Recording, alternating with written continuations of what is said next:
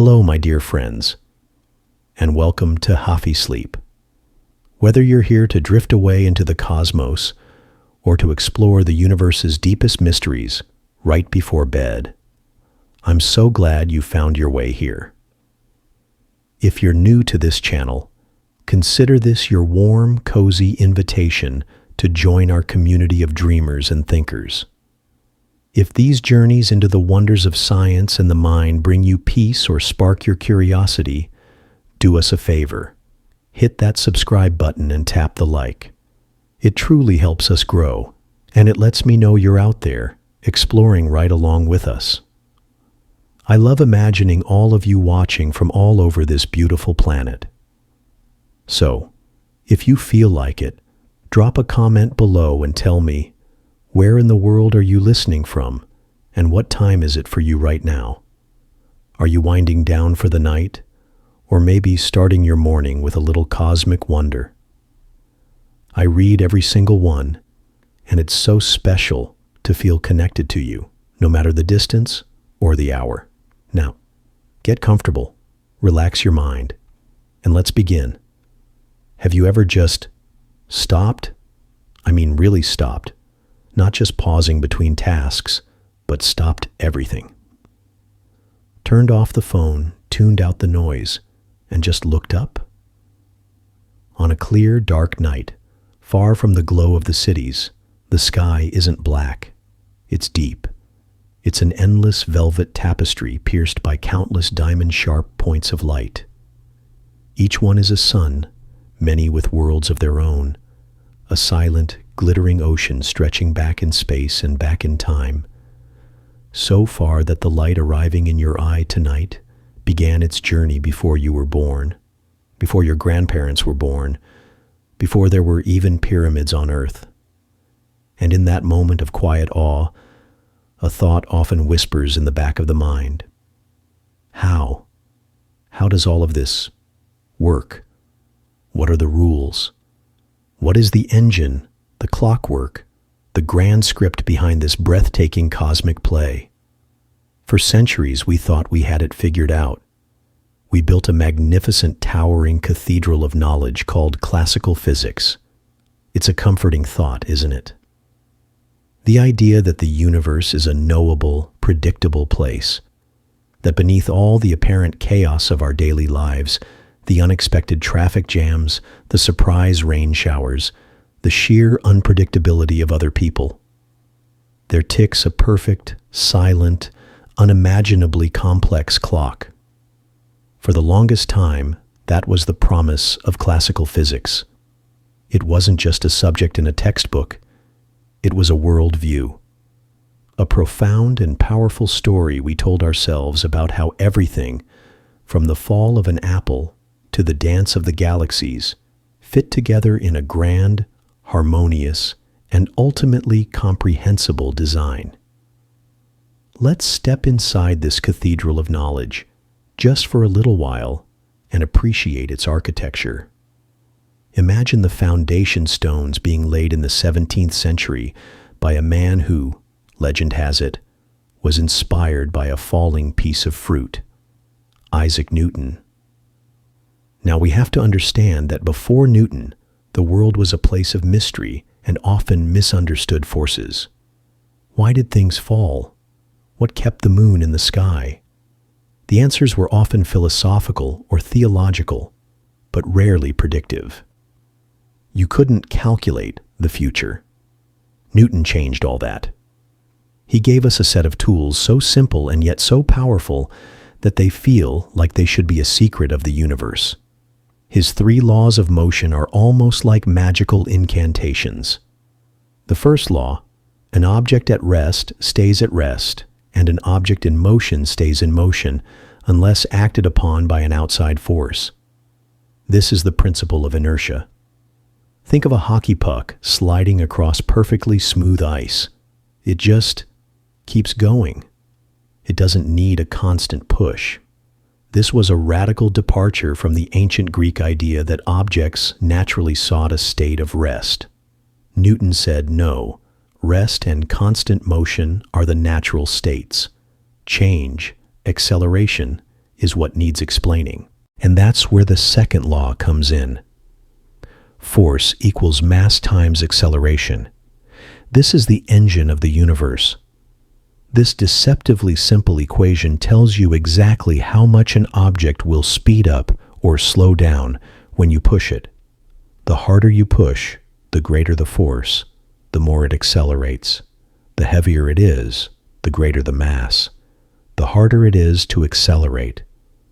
It's the reason you can flick a pea across the table with your finger, but you can't flick a cannonball. It quantifies the everyday experience of pushing things.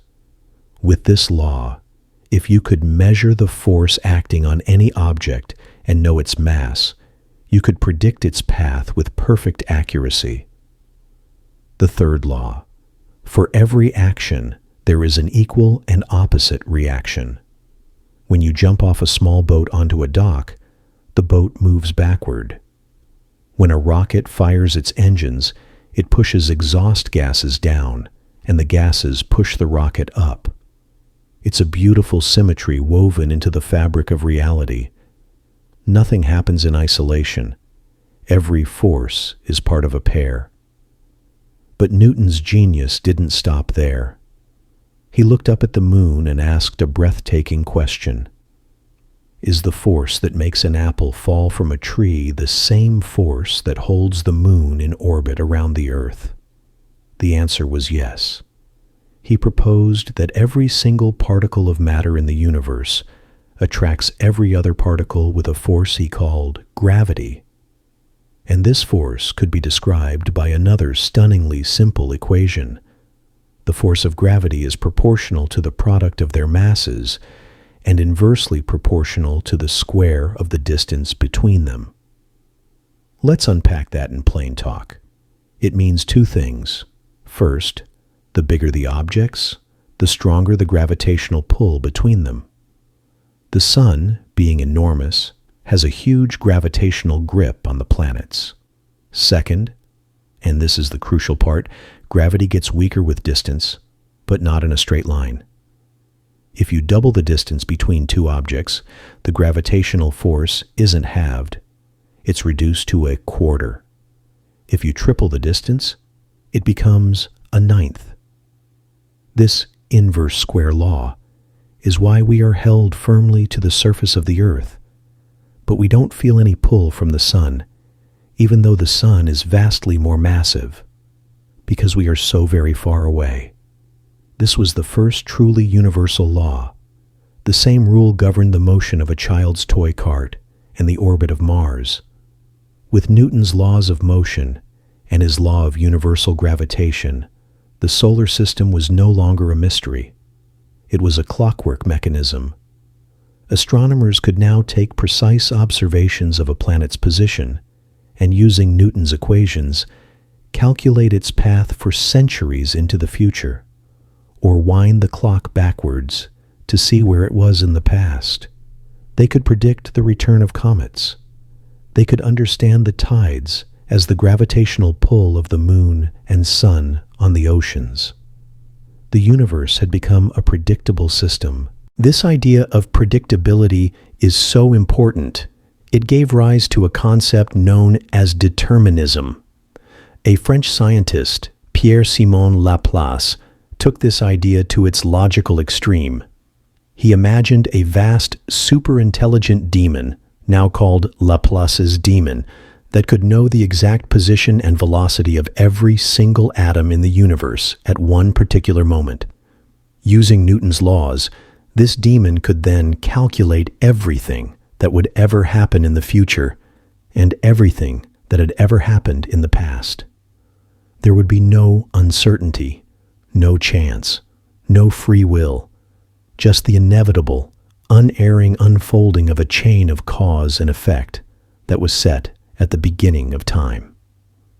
The entire history of the cosmos would be a single, sprawling equation. This was the ultimate expression of the classical dream, a universe that was, in principle, completely knowable. For over 2 centuries, this Newtonian worldview reigned supreme. It was the bedrock of the Enlightenment, fueling the Industrial Revolution. Engineers used it to build stronger bridges, more accurate clocks, and more powerful steam engines. It was practical, it was reliable, and it made perfect, intuitive sense.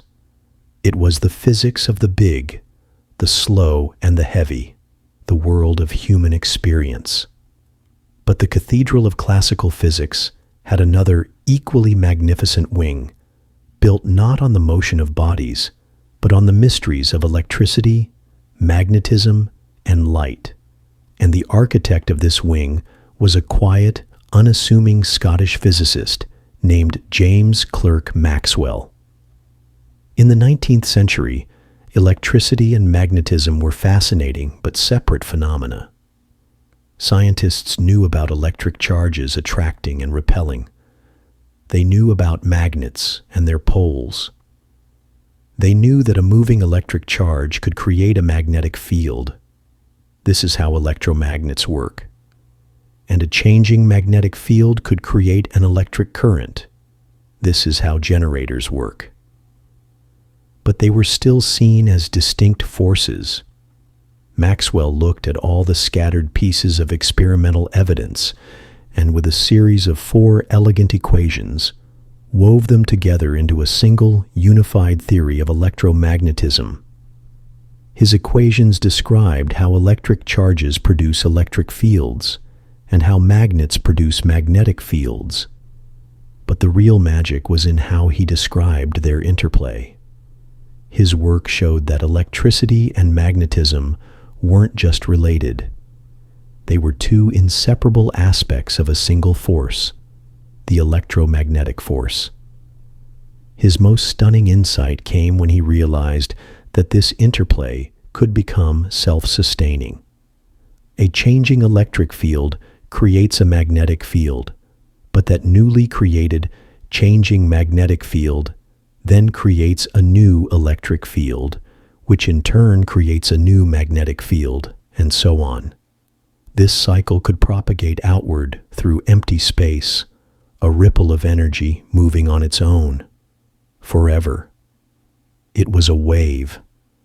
And when Maxwell calculated the speed of this electromagnetic wave, he found a number that was already very familiar: the speed of light. The implication was earth-shattering. Light, in all its forms, from the red of a sunset to the violet of a flower, was nothing more than a traveling wave of oscillating electric and magnetic fields. It was a vibrating ripple in the fabric of the electromagnetic field. But Maxwell didn't stop there. His equations predicted that light was just one possible frequency of this wave. There could be waves with much longer wavelengths, like radio waves, and waves with much shorter wavelengths, like X-rays. He had unknowingly predicted the entire electromagnetic spectrum. The light we see is just a tiny window in a vast continuum of invisible radiation that carries energy and information. This was a triumph on par with Newton's. Maxwell's equations were just as precise and deterministic. They could describe how a light wave would bend when entering water, how it would reflect off a mirror, how it would diffract through a narrow slit. They could be used to design lenses for telescopes and microscopes, and later to design the antennas that would carry radio and television signals across continents. The world was now not just a clockwork of matter, but a shimmering tapestry of fields and waves. So by the end of the 1800s, the Cathedral of Physics seemed complete and unshakable. On one side, Newton's mechanics governing matter and motion. On the other, Maxwell's electromagnetism governing light and radiation. The universe was a vast, elegant machine, humming along according to these perfect, knowable laws. The job of a physicist, it seemed, was just to measure things to more decimal places and apply these established laws to new situations. As the story goes, the great physicist Lord Kelvin declared that there was nothing new to be discovered in physics, and all that remained was to make more precise measurements. But he also noted those two small clouds on the horizon, and what clouds they were. The first was the curious problem of how heated objects glow, the ultraviolet catastrophe we mentioned. The second was the strange behavior of light when it shined on metal, the photoelectric effect. These weren't just small anomalies. They were like tiny cracks running up from the foundation of the magnificent cathedral. At first, they were ignored, then papered over with temporary fixes. But these cracks were about to widen into chasms, threatening to bring the entire beautiful, predictable, classical structure crashing down. Because these problems arose when scientists finally turned their gaze away from the world of the big and the slow and peered into the bizarre, counterintuitive, and utterly fascinating realm of the very, very small. We developed tools that let us peer into the very heart of matter, into the fabric of reality itself. And there, in the subatomic depths, in the realm of the impossibly small, the beautiful, predictable machine broke. It didn't just develop a squeak, it fell completely, utterly apart. The rules we knew and loved, the common sense laws that governed our everyday world, they just ceased to function.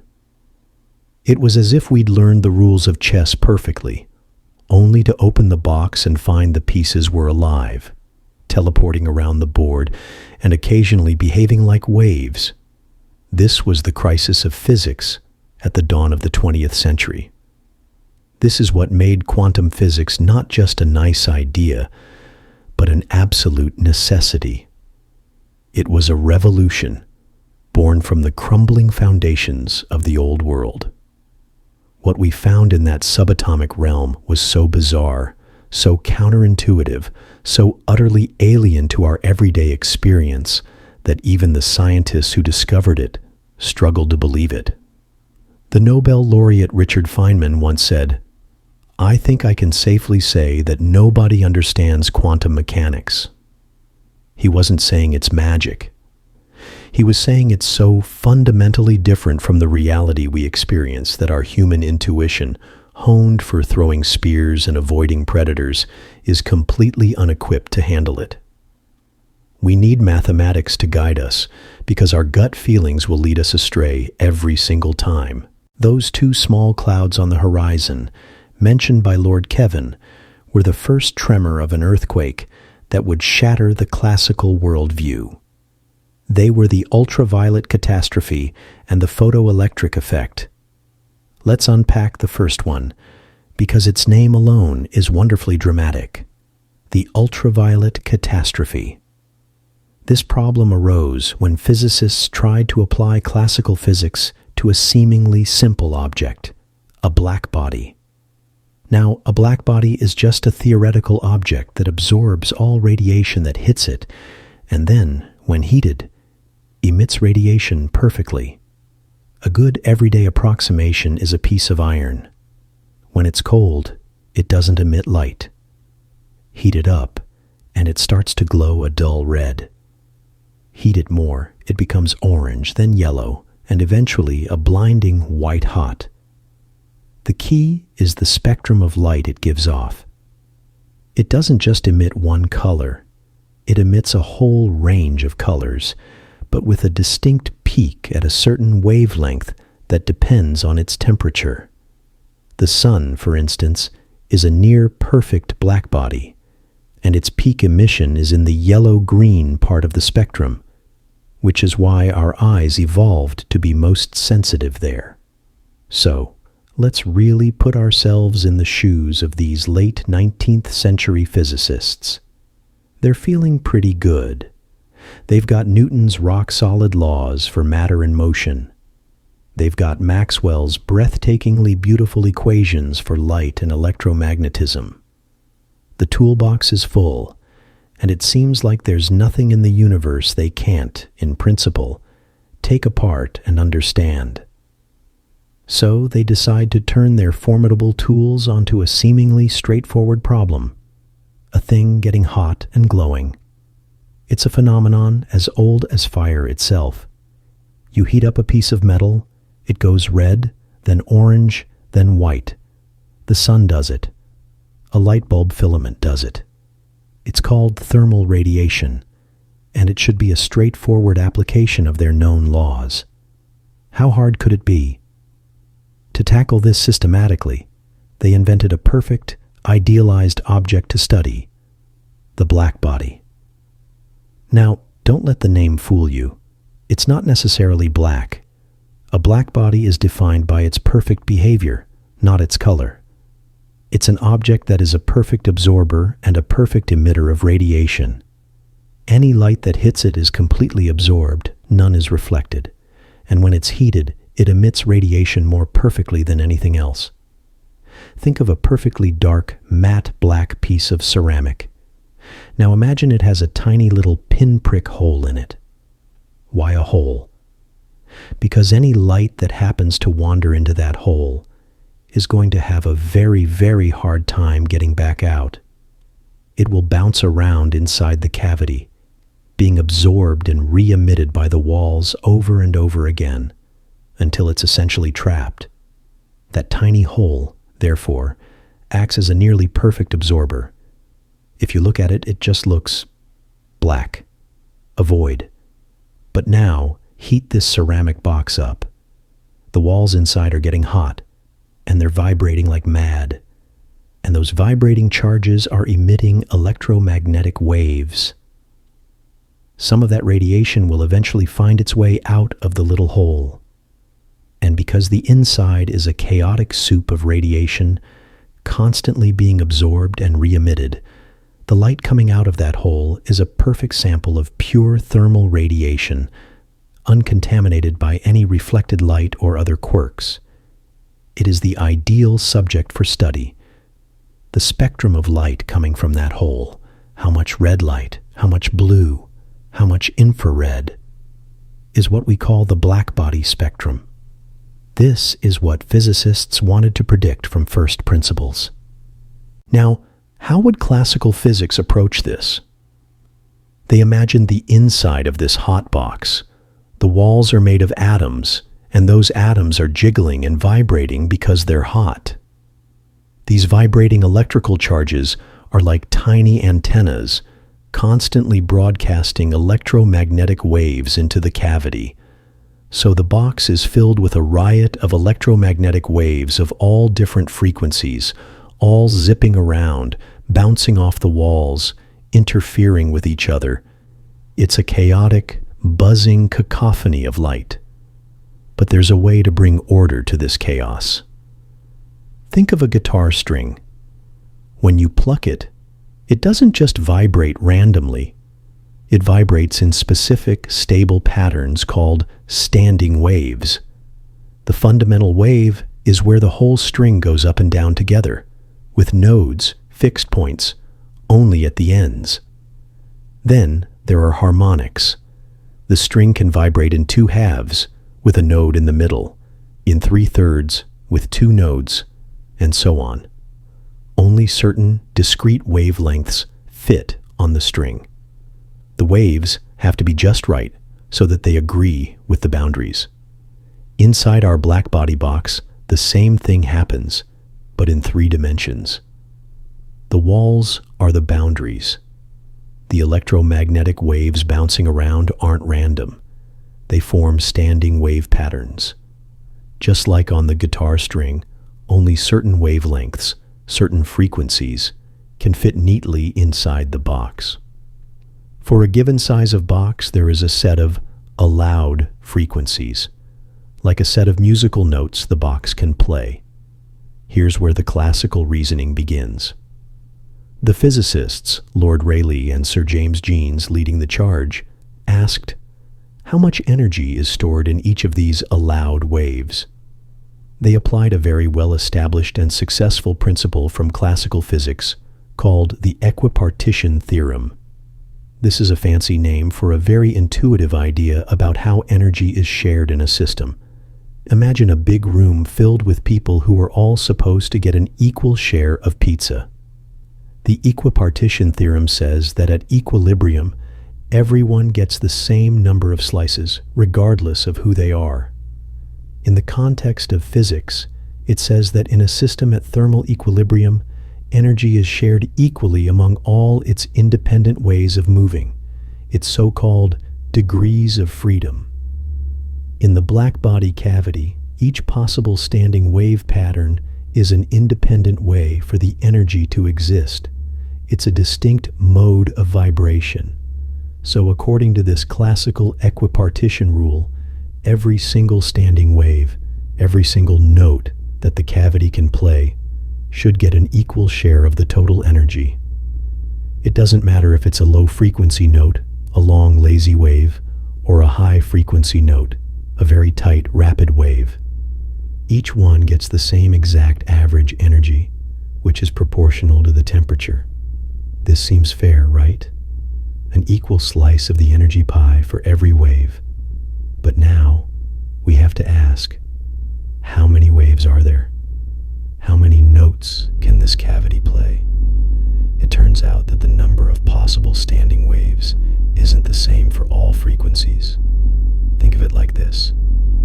Low-frequency waves are like long, slow ocean swells. To fit inside the box, you can only have a few of these long waves. But high-frequency waves are like tiny, choppy ripples. You can pack a lot more of these short wavelength ripples into the same box.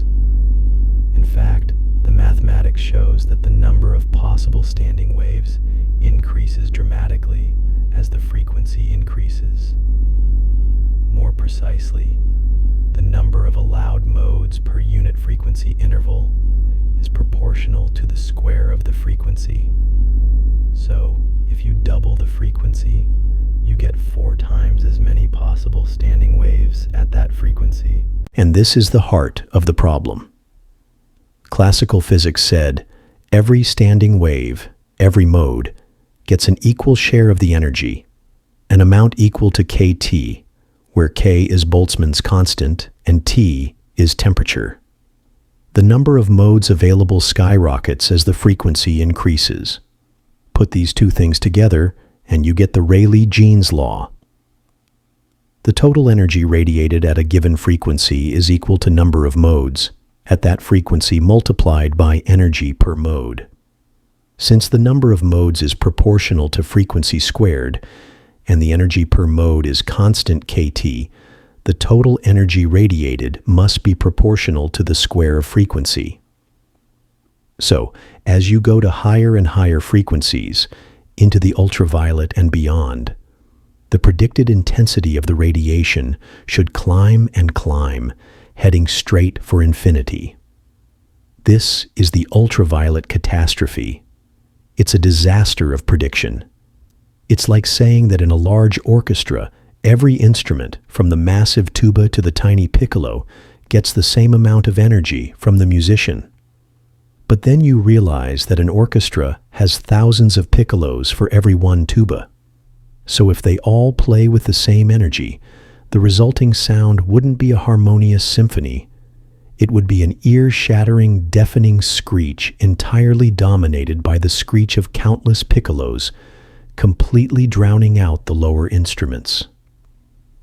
The classical prediction for the blackbody was that the universe should be a screeching symphony of infinite, high-frequency radiation. But when you actually look at the light coming from the hole in the blackbody, when you do the experiment, you see something completely different. The curve doesn't soar to infinity.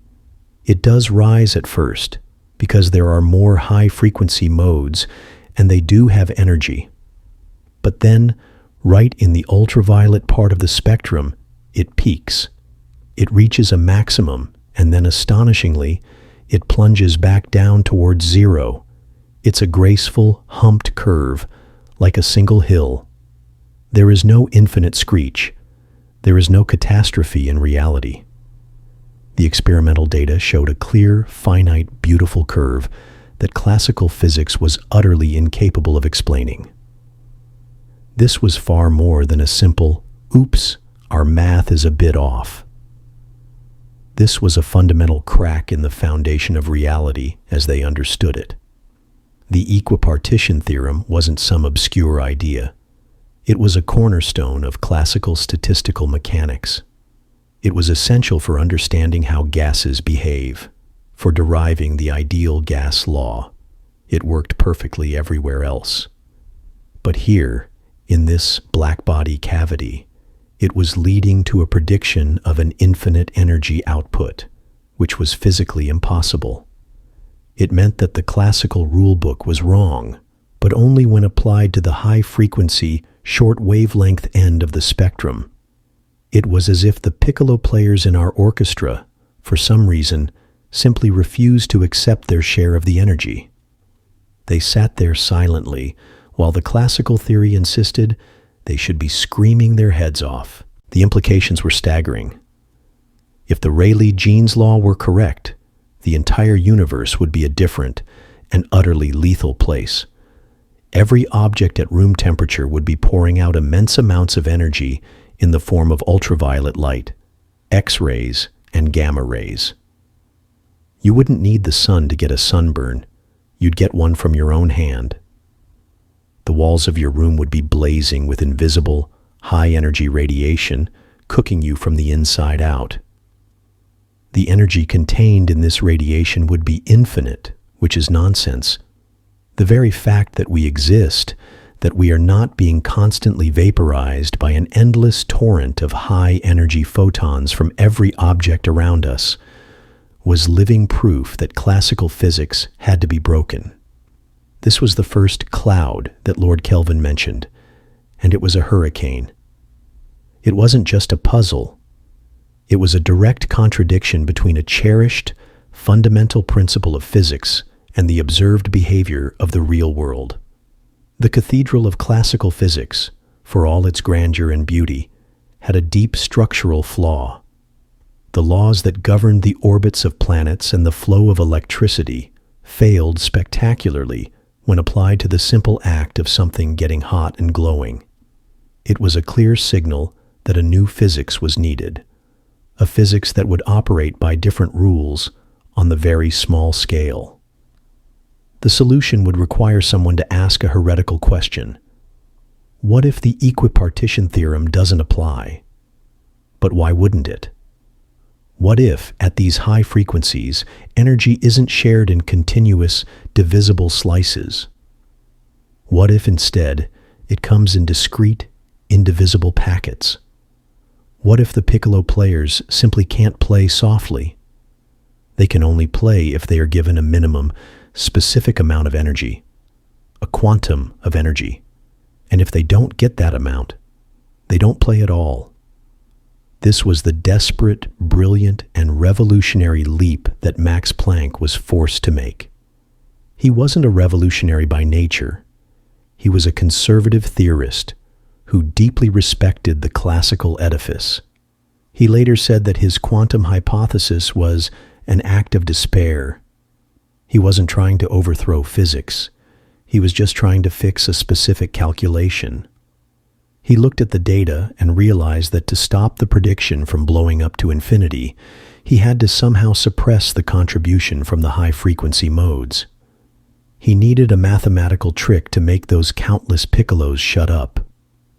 His trick was to boldly, and somewhat reluctantly, propose that the vibrating charges in the walls of the blackbody could not have just any amount of energy. They couldn't smoothly ramp their energy up and down. Instead, their energy could only be integer multiples of a tiny fundamental unit of energy. E is equal to h multiplied by NUU, where NUU is the frequency of the vibration, and h is a new constant of nature, a number so small we now call it Planck's constant. This is quantization. The energy of an oscillator could be h nu, or 2h nu, or 3h nu, but never 1.5 h nu, or 2.7 and 18 h nu. It was all or nothing. This changed everything in the calculation. For low-frequency vibrations, the energy quantum HNU is very small. The energy slices are tiny, So the classical idea of a continuous range of energies is a good approximation. It's like having a currency with very small coins. You can effectively make any amount of money, but for high-frequency vibrations, HNEU is large. The energy quantum is a big, chunky unit. It's like trying to buy something using only large denomination bills. If something costs $1, but you only have $20 bills, you can't buy it. You're priced out of the market. This is exactly what happens in Planck's new model. For a high-frequency mode to get any energy at all, it has to take at least one full quantum, HNEU, which is a large amount of energy. At a given temperature, the chances of an oscillator having that much energy to give are statistically very, very low. It's exponentially unlikely. So, while there are indeed a huge number of high-frequency modes, all those piccolos, the probability that any one of them will be activated is vanishingly small. The result is that their collective contribution to the total energy doesn't soar to infinity. It peaks and then drops off precipitously, exactly as the experimental data demanded. Planck had derived a new formula that fit the blackbody's spectrum perfectly. The catastrophe was averted. But at what cost? Planck himself was unsettled.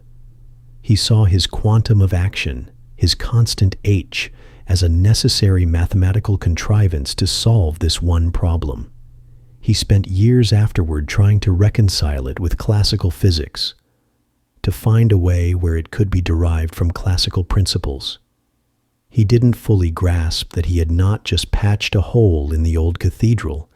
He had inadvertently provided the blueprint for an entirely new and far stranger building right next door. He had introduced the idea that energy, at its most fundamental level, might be grainy, that it might come in little lumps. This was a concept so alien to the smooth, continuous clockwork universe of Newton and Maxwell that it was almost unthinkable. Yet the data demanded it. The ultraviolet catastrophe was the screaming evidence that the classical world was an illusion, a comfortable approximation that worked well for our human-scale world, but broke down completely when we finally started to listen to the whispers of the atoms themselves. The revolution had begun, and the next act would involve a young patent clerk in Switzerland who was willing to take Planck's crazy idea and run with it, all the way to the nature of light itself. Now, let's really set the stage for this moment, because it's one of the most thrilling in all of science. Picture the scene. It's 1905. In the world of physics, there's this lingering unease. The magnificent cathedral is standing, but everyone inside can hear the wind howling through those two cracks in the foundation, the ultraviolet catastrophe and the photoelectric effect. Max Planck has offered a possible fix for the first one, but he's treating it like a mathematical Hail Mary, a weird accounting trick to make the numbers work. He's not ready to say it's real. It's as if he's discovered a new law of arithmetic that only works for a very specific, frustrating calculation, and he's hoping nobody will ask too many questions about why. Meanwhile, in Bern, Switzerland, a 26-year-old clerk at the patent office is spending his days meticulously examining other people's inventions. His name is Albert Einstein, and this day job, far from being a distraction, is sharpening his mind in a unique way. He's constantly looking at devices, thinking about how they function, about space, time, motion, and energy, from a very practical physical perspective. He's an outsider. He's not embedded in the academic establishment, not invested in protecting the old cathedral. He's free to think the unthinkable. He reads Planck's work, and where Planck saw a desperate fudge, Einstein saw a fundamental truth. He realized that if energy is quantized for the oscillators in the blackbody walls, then maybe, just maybe, the light they emit is also quantized. Maybe the quantization isn't just a property of matter absorbing and emitting energy. Maybe it's a property of the energy itself. This was a leap of breathtaking audacity. Planck had quantized the antenna. Einstein was now proposing to quantize the radio wave, and he knew exactly where to test this radical idea, the second great anomaly, the photoelectric effect. Let's not just skim over this. Let's really put ourselves in the lab with those frustrated experimentalists. They had this wonderfully simple setup, a piece of metal connected in a circuit. They'd shine a light on it, and if the light was the right color, electrons would pop off the metal surface and travel across a gap to another electrode, creating a measurable electric current. It was a direct conversion of light energy into electrical energy. They could measure everything: the current, how many electrons per second were flying off, and the kinetic energy of those electrons, how fast they were going when they were ejected. Now, armed with the classical wave theory of light, they made perfectly reasonable predictions. Think of a light wave as a continuous, rhythmically pounding ocean wave hitting the beach. The energy in that wave is spread out across its entire length. Now imagine the electrons in the metal are like little pebbles nestled in the sand on that beach. The wave washes over them. Prediction 1. The energy of the ejected pebbles, electrons, should depend on the intensity, brightness of the light. A more intense light is like a taller, more powerful ocean wave. It has more total energy. It should hit the pebbles harder, sending them flying out with more speed. A brighter light should produce faster electrons. Prediction 2. There should be no dependence on the color, frequency of the light, only on its total energy. A giant, gentle, low-frequency wave, like a long, rolling red light wave, and a smaller, choppy, high-frequency wave, a rapid violet light wave, could, in theory, have the same total energy. It's the difference between a massive, slow-moving swell and a short, sharp, violent storm wave. Both could, if they have the same energy, knock pebbles loose. Classically, it was all about the total energy delivered to the metal over time. So, a very dim violet light might take a while to transfer enough energy to knock an electron loose, but eventually it should work.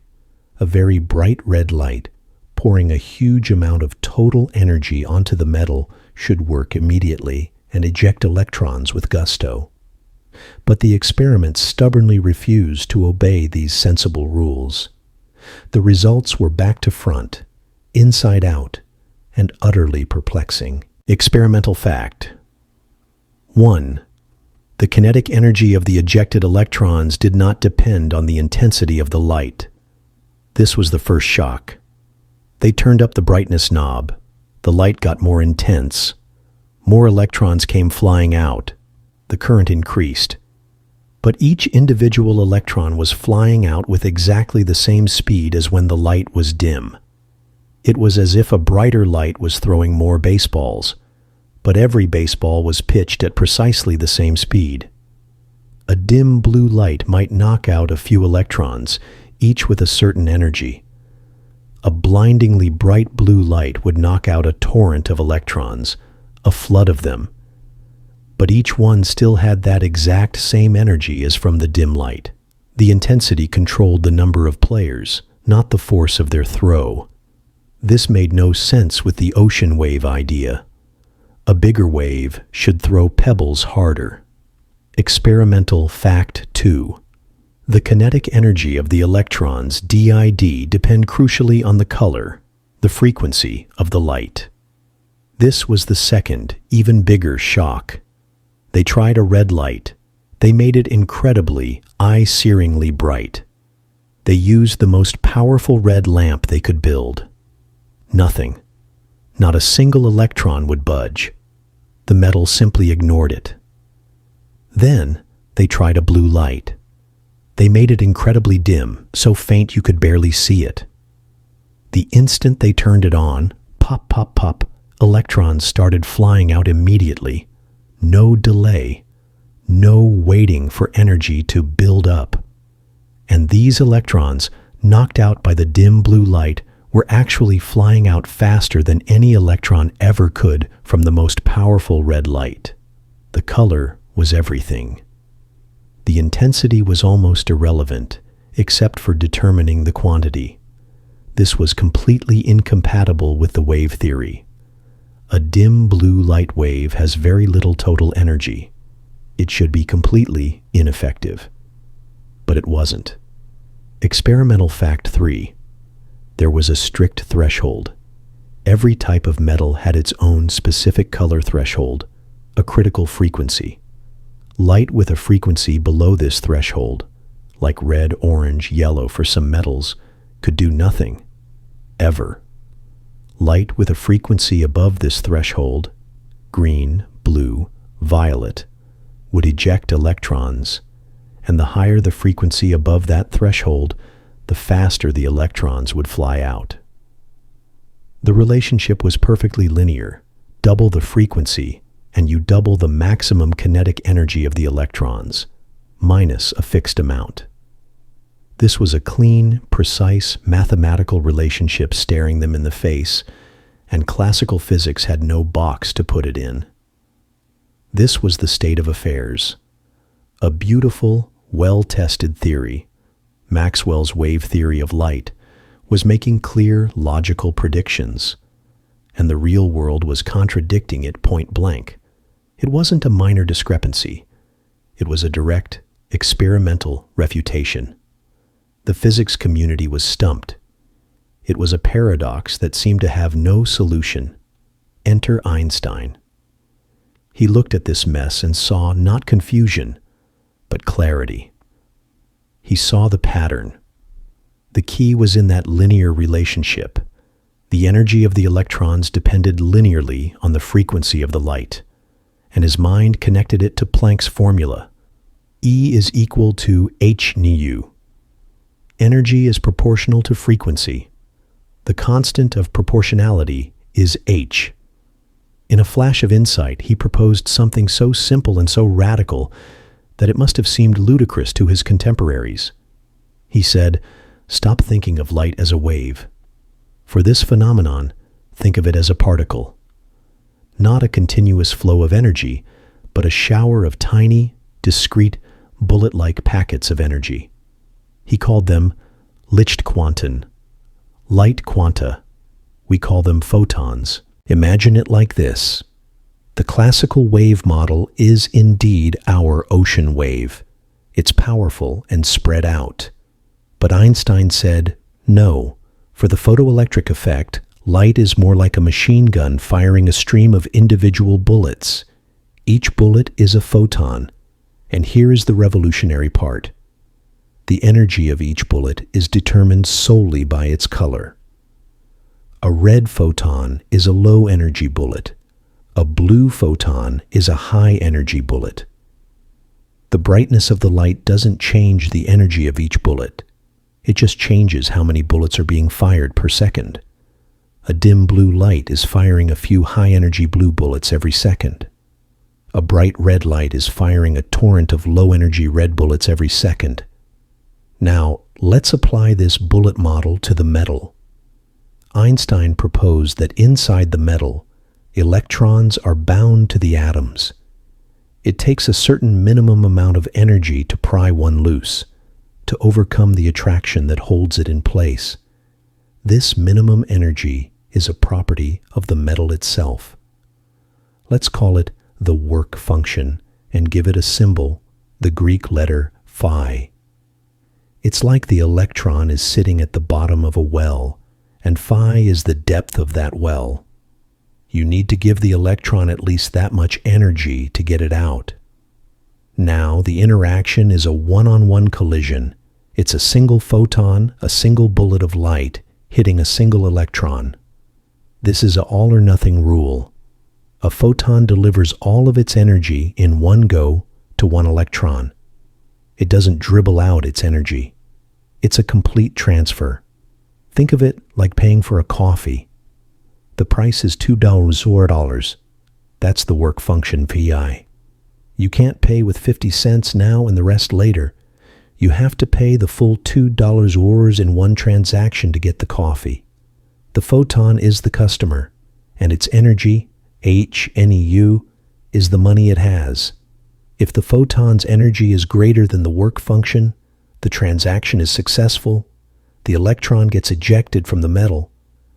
But the photon paid with a $5 bill for a $2 coffee. What happens to the leftover $3?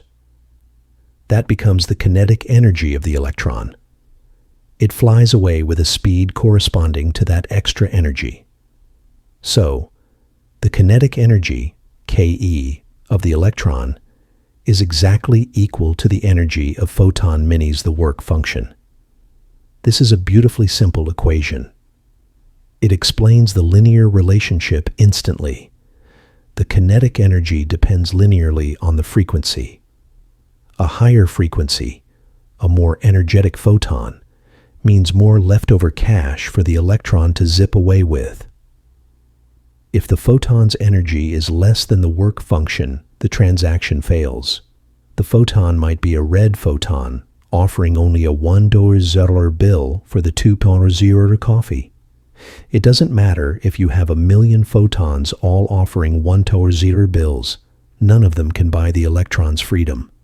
The electron stays put. This explains the threshold frequency perfectly. It also explains why even a dim blue light works immediately.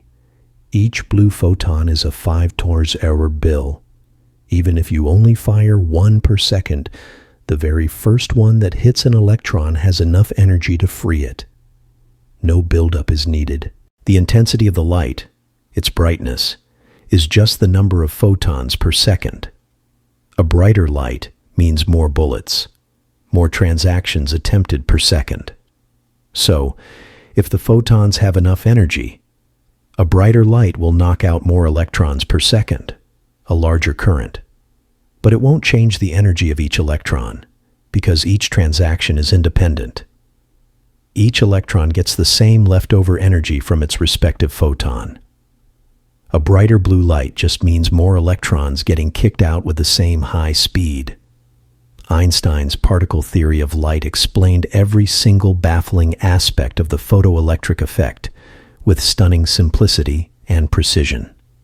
It turned a confusing mess of contradictions into a clear, predictable process.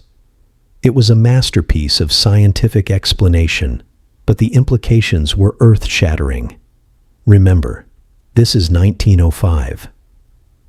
For decades, the physics community had fought a long and hard battle to prove that light was a wave. They had definitively vanquished Newton's old corpuscular theory of light. The wave theory was victorious. It explained interference, diffraction, polarization, a host of phenomena. And now here was Einstein, seemingly resurrecting a particle theory of light. It felt like a step backwards. But Einstein was far smarter than that. He wasn't saying light was only a particle. He was saying that light behaved as if it were made of particles in this specific energy exchange scenario. This was far more nuanced and far more revolutionary than simply reviving Newton's old idea. Newton's corpuscles were tiny mechanical balls, governed by Newton's own laws. Einstein's light quanta were something entirely new. They were packets of pure energy, whose energy was determined not by speed or mass, but by frequency, a concept borrowed directly from the wave theory. This was the first breathtaking glimpse of what we now call wave-particle duality. It wasn't that light was either a wave or a particle. It was that light was something more complex, something that our human language and intuition, built for a world of baseballs and ocean waves, didn't have a ready-made category for. It revealed a reality where the concepts of wave and particle were just two sides of a deeper, stranger coin. Think of it like this. Imagine imagine you'd never seen an elephant, and you were only allowed to investigate it by touch in a dark room. One person feels the trunk, long and flexible, and says, "It is like a snake." Another feels the leg, thick and pillar-like, and says, "No, it is like a tree." A third feels the ear, broad and flat, and insists, "It is like a fan." They're all correct, but they're all incomplete. The elephant is a unique entity that reveals different aspects of itself, depending on how you interact with it. This is what light was doing. When you set up an experiment to measure its wave-like nature, like a double-slit experiment where it creates interference patterns, it behaves impeccably as a wave, spreading out and interfering with itself. But when you set up an experiment to measure its particle-like nature, like the photoelectric effect, where it exchanges energy in discrete packets, it behaves impeccably as a particle, arriving in one place and delivering a knockout punch to a single electron. The nature of the question you ask determines the nature of the answer you get. This was a profound shift from the classical worldview, where an electron was a tiny ball and a light wave was a spread-out field, full stop. Now, the very identity of light seemed to depend on the conversation it was having with the universe. This idea was so radical that most physicists, including the venerable Planck himself, initially rejected it.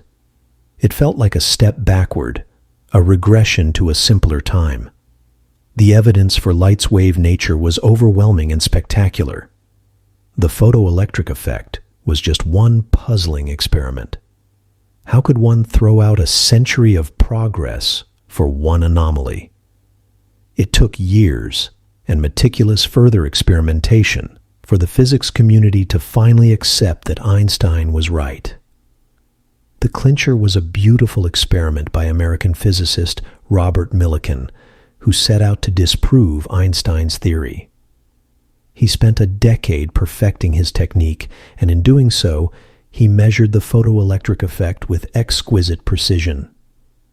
To his own admitted surprise, his results confirmed Einstein's equation perfectly.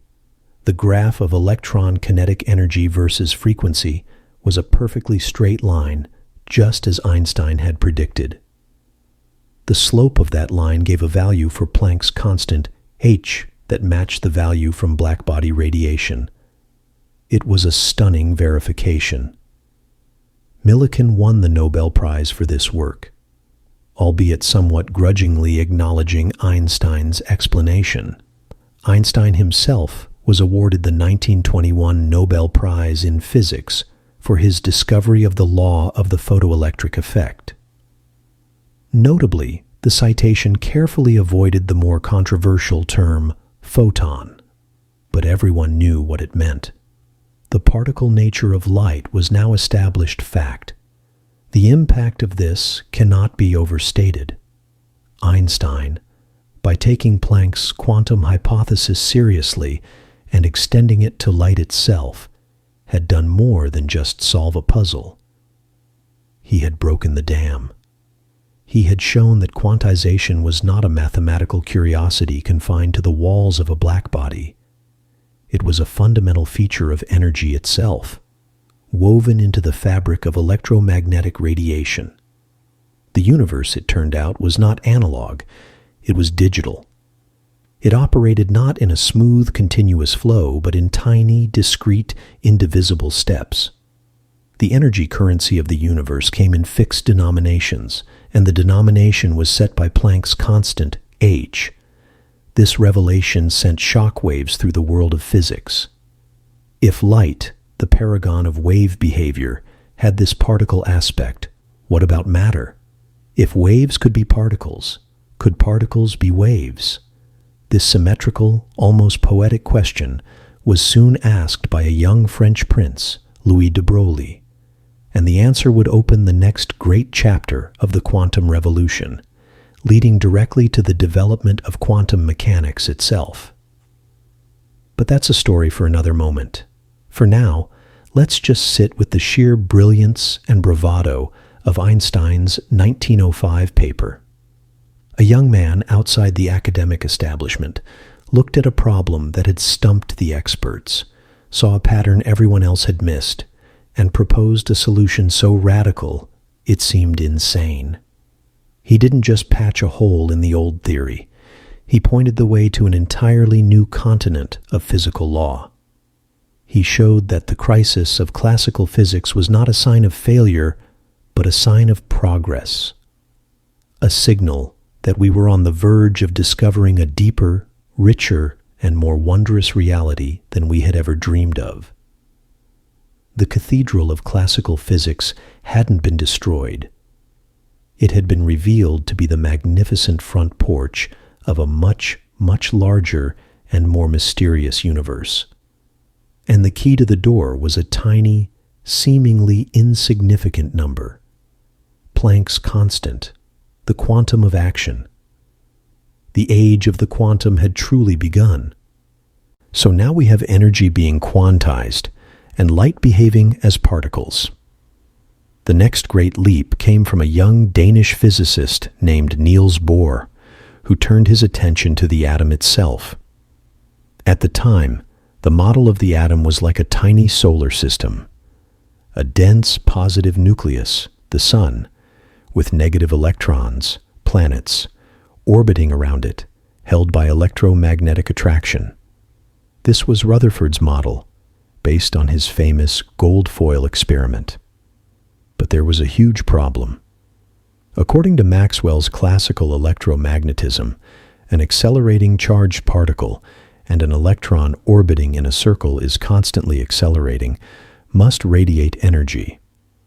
This means the electron should be constantly losing energy, spiraling into the nucleus in a fraction of a second, emitting a continuous smear of light as it did so.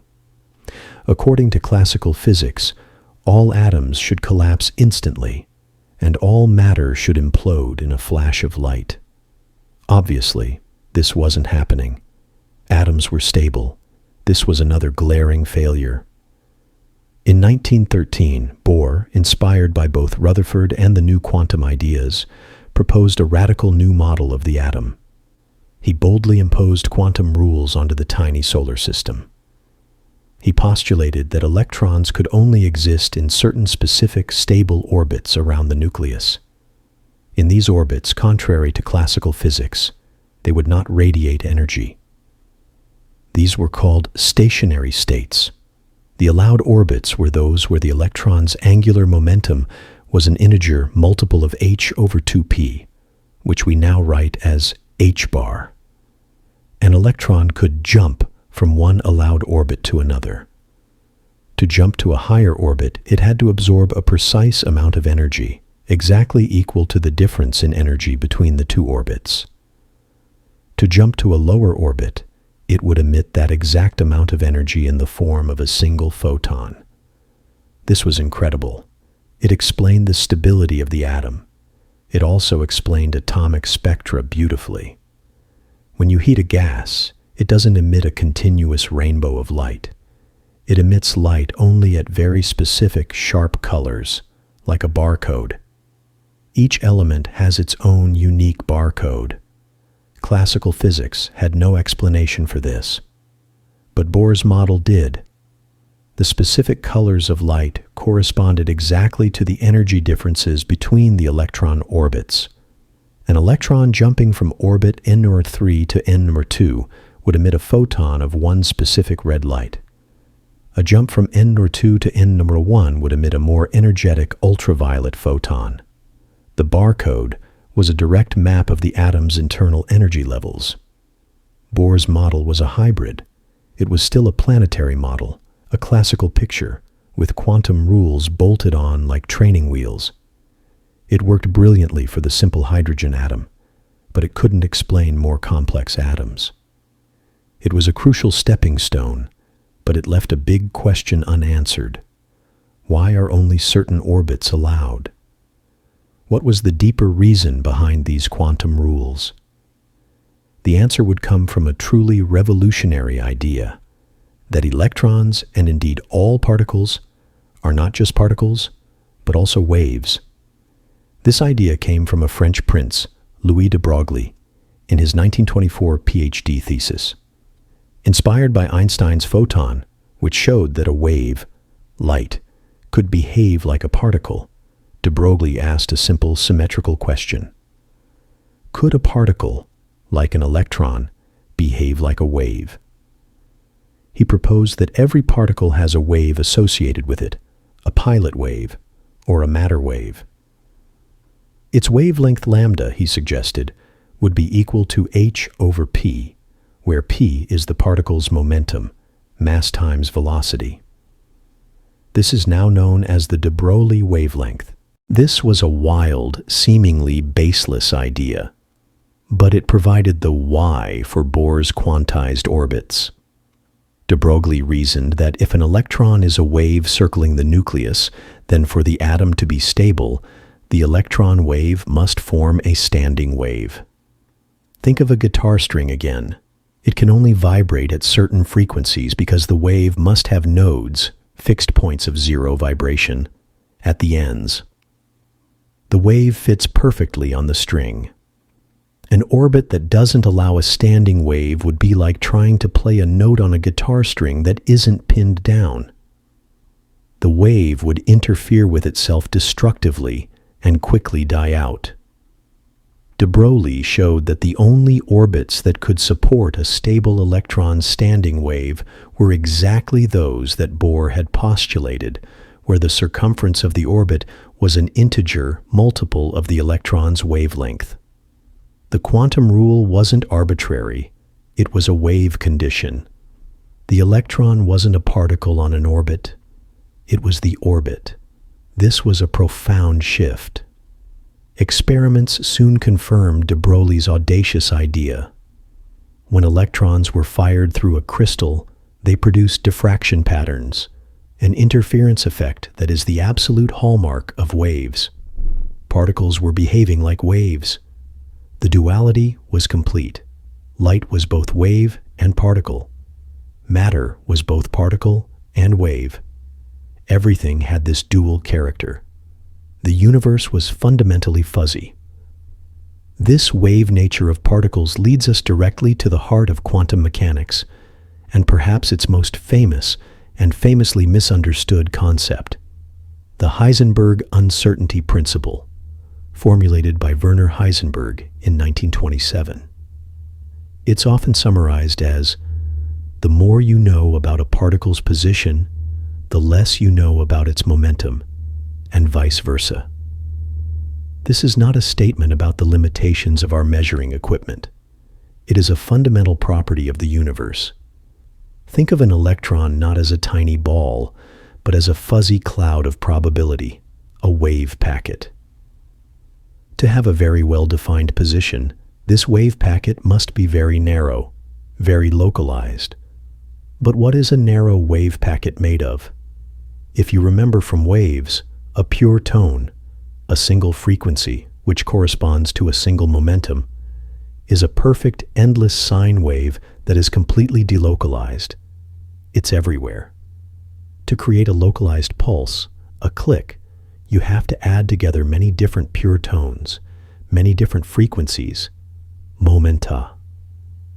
The more localized you make the pulse, the more certain its position. The wider the range of frequencies you need to mix in, the more uncertain its momentum. Conversely, if you want a very pure tone, very certain momentum, you need a very spread out wave, very uncertain position. This is a general wave property. Heisenberg showed this trade-off is inherent in the mathematics of quantum waves. You can never have both certain position and certain momentum. The universe is built on a foundation of fuzziness. This has stunning implications.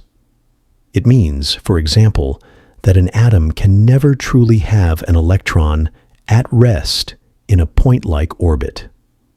That would require exact knowledge of both position and momentum, zero momentum. The uncertainty principle ensures that electrons are always fuzzed out, which is what gives atoms their size and prevents them from collapsing. It's not a bug, It's a feature. It's the reason matter is stable and has volume. The next great synthesis was to find the mathematical engine that would describe these matter waves. This was achieved by Erwin Schrödinger, who in 1926 published his famous wave equation. Schrödinger's equation is to quantum mechanics what Newton's F is equal to ma is to classical mechanics.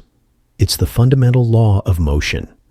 But instead of telling you the exact position and velocity of a particle, it describes how its wave function evolves over time. The wave function itself is a complex mathematical object. It involves the square root of 1, an imaginary number. But its absolute square gives you the probability density of finding the particle at a given point in space and time. Schrödinger's equation allows you to calculate the possible wave functions for a system, like an electron in an atom, and their corresponding allowed energy levels. The stable states are the standing wave solutions, which perfectly explained and extended Bohr's model. Quantum mechanics now had a powerful, predictive mathematical core.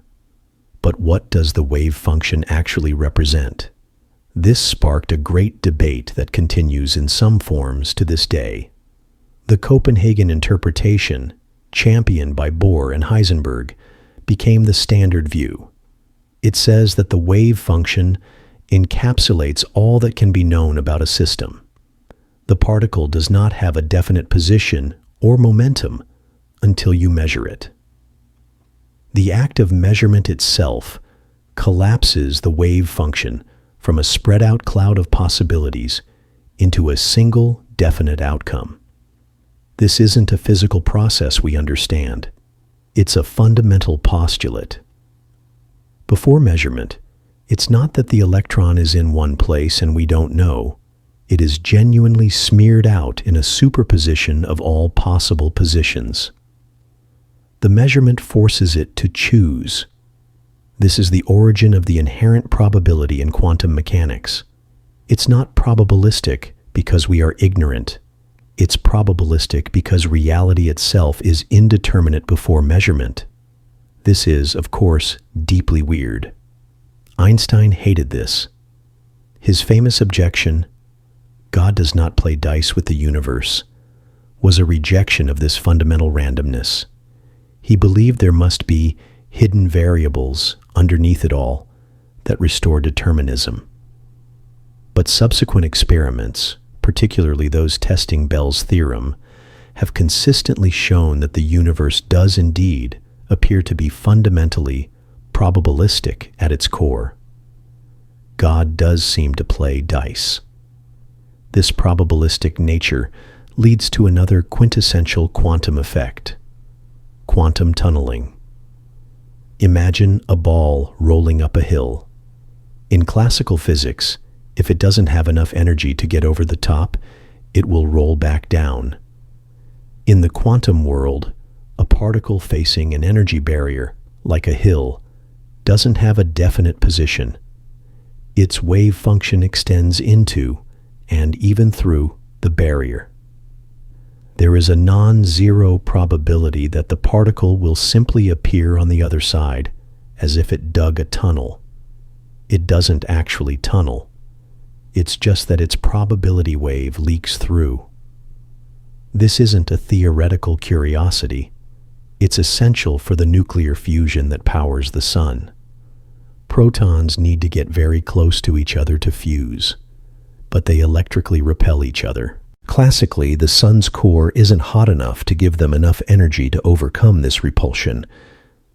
But thanks to quantum tunneling, there's a small chance they can tunnel through the energy barrier and fuse, releasing the energy that makes life on Earth possible. Our existence depends on this quantum weirdness. The story of quantum physics is the story of us peering deeper and deeper into the fabric of reality and finding that it is nothing like what we expected. It is a realm of probability, duality, and uncertainty. It is a world where things can be in two places at once, superposition, where particles can be spookily connected over vast distances, entanglement, and where the act of looking changes what is seen.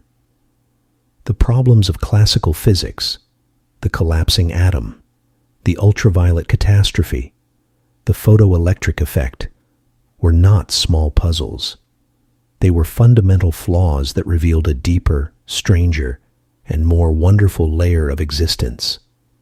Quantum mechanics didn't just patch these holes. It provided a whole new framework, a new language for describing the universe. It is the most successful scientific theory ever devised. Its predictions have been verified to astonishing precision. It is the foundation of chemistry, material science, and electronics. The transistor in your phone, the laser in your DVD player, the LED in your light bulb, they only work because of quantum mechanics. It is undeniably strange, but it is undeniably true.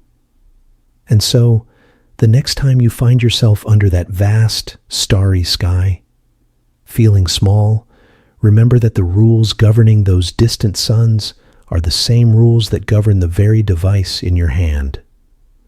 The universe is not a cold, deterministic clockwork. It is a vibrant, probabilistic, dancing reality. It is a place where possibility is the raw material of existence. We are not just observers of this cosmic dance. We are part of it, made of the same quantum stuff, living in a world that is, at its heart, mysterious, fuzzy, and utterly magnificent. The journey to understand it is one of the greatest adventures of the human mind. And so, dear friends, as we slowly bring our minds back from the vast quantum tapestry of the universe to the quiet comfort of now, I hope this journey has brought both wonder and calm to your thoughts. If this peaceful exploration resonated with you, or perhaps even lulled you gently toward sleep, please consider supporting Hafee Sleep by hitting that subscribe button and giving this video a like. Your support helps our community grow and allows us to keep crafting content that nourishes curious minds and restless hearts. I'd truly love to know, where in the world are you listening from tonight? Are you watching from a bustling city or under silent stars? Is it late where you are or early? Let me know in the comments below. It's always beautiful to imagine all of you, all across the globe, sharing this moment of peace and curiosity together. Thank you for spending this time with me. Until next time, be kind to your mind, gentle with your thoughts, and may your sleep be deep and your dreams be boundless. Good night wherever you are.